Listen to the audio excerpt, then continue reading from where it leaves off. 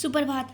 आज हम BHIC 112 के कुछ इम्पोर्टेंट टॉपिक्स को देखेंगे, जिसमें कि हिंद महासागर में किस प्रकार से व्यापार पूरा संजाल रूप से फैला।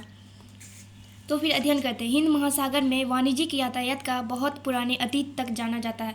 जैसे कि वहाँ पे किस प्रकार से यातायात किया जाता था, वो पुराने समय से ही किया जाता था, क्योंकि पुराने समय से ही पुर्तगाल, डच, अंग्रेज, ईस्ट इंडिया कंपनी, उसके बाद आ गया फ्रांसीसी, ये सब कंपनी आते रहे हैं, तो उन्होंने अपना व्यापार स्टार्ट करता रहा है।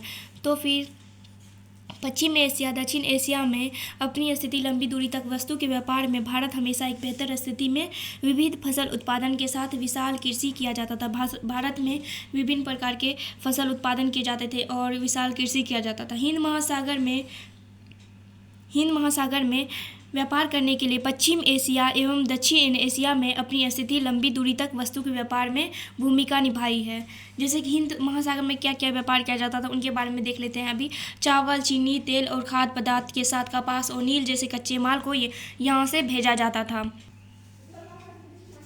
16वीं से 17वीं शताब्दी में विश्व व्यापार किस प्रकार से फैला, वो देखेंगे हम लोग। 16वीं से 17वीं शताब्दी में विश्व व्यापार में अरब सागर का प्रमुख स्थान रहा है। शराब, उसके बाद सराफा हो गया, और सोना हो गया, चांदी हो गया, हीरा, मोती, कच्चा मिर्च तथा रेशम के पर केंद्रित था। 17वीं शताब्दी में हिंद महासागर के विकास का अनिवार्य घटक कोरोमंडल तट से दक्षिण पूर्व एशिया तक का था।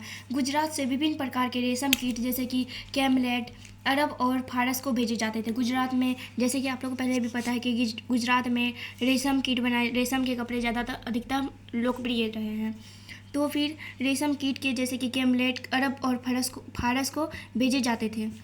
अदन और मक्का से सिंदूर, फिटकरी, केसर भारत में आयात किए जाते थे। जैसे अदन और मक्का से क्या आएगा, सिंदूर आएगा, फिटकरी आएगा, केसर, ये सब भारत में आएगा। ठीक है। भारतीय अर्थव्यवस्था के भी निर्माण महत्वपूर्ण घटक रहे हैं। इसमें चित्रित प्रिंटेड ढाका की मलमल वस्तु तथा गुजरात के सोने की कढ़ाई वाले वस्त्र। बताए थे जैसे कि सोने की कढ़ाई का वस्त्र फेमस था, रेशम का वस्त्र फेमस था गुजरात में, और ढाका का मलमल फेमस था, जो कि भेजा जाता था यहाँ से बाहर।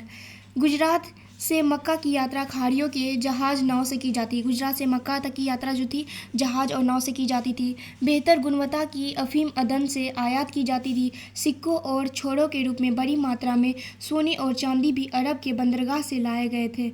घोड़ा की मस्कट द्वीप और घोड़ा को लाल सागर एवं फारस की खाड़ी से लाया जाता था।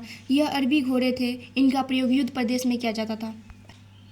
और एक चीज़ और, हिंद महासागर में जो सबसे ज़्यादा उत्पादन होती थी वो चांदी की होती थी। खाड़ी से चांदी प्राप्त किया जाता था, इसीलिए खाड़ी के साथ महत्वपूर्ण संबंध रहता था। चांदी के मुख्यतः 3 मार्ग से आते थे, जैसे कि लाल सागर हो गया, आपको फारस की खाड़ी हो गई, केप मार्ग, ये सब तो हिंद महासागर में बहुत फेमस है ना, कि लाल सागर जैसे कि फारस की खाड़ी, ये सब हिंद महासागर में व्यापार के लिए बहुत फेमस जगह है। लाल सागर के बंदरगाह से आता था चांदी, और फारस की खाड़ी एक केप मार्ग से आता था। इनमें से चांदी के व्यापारी की ज़्यादा गुजरात एवं कोंकण तट में मिलते थे।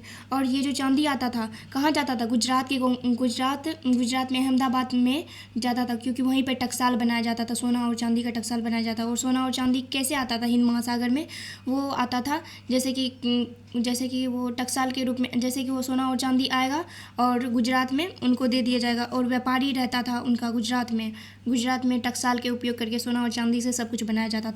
इनमें चांदी के व्यापारिक ज़्यादा गुजरात एंड कोंकण तट में मिलते थे, क्योंकि अहमदाबाद चांदी के उत्पादन में सक्रिय था। हाथी का दांत, सोना और गुलाम फारस की खाड़ी से गुजरात आएगा। 1661 ईस्वी में 10 लाख रुपया मूल्य रूप से भारतीय सूती वस्त्र सूरत से ईरान भेजे गए थे।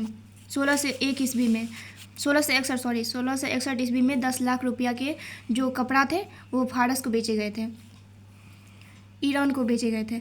बंगाल से व्यापार मार्ग श्रीलंका, मालाबार और मालदीव तक जाते थे। इन सभी क्षेत्रों में बंगाल से खाद्य पदार्थ एवं वस्त्र निर्यात किए जाते थे। 17वीं शताब्दी में मालदीव में चावल का निर्यात एक महत्वपूर्ण स्रोत था। कोरोमंडल क्षेत्र और इंडोनेशिया द्वीप समूह के अंतर्गत व्यापार विभिन्न वस्तु एवं मुख्य रूप से काली मिर्च के बदले भारतीय वस्तुओं के साथ वस्तु विनिमय व्यापार से जुड़ा हुआ था। कोरोमंडल क्षेत्र और इंडोनेशिया में जो है व्यापार विनिमय प्रणाली लागू थी। यहाँ से कुछ सामान जाता था और वहाँ से आता था, जैसे कि यहाँ से भी वस्त्र जाएगा तो वहाँ से काली मिर्च सब आएगा। इस प्रकार से हिंद महासागर में व्यापार का संजाल पूरे अच्छे तरीके से फैला रहा, जो आप लोग इस प्रकार से लिख दीजिएगा।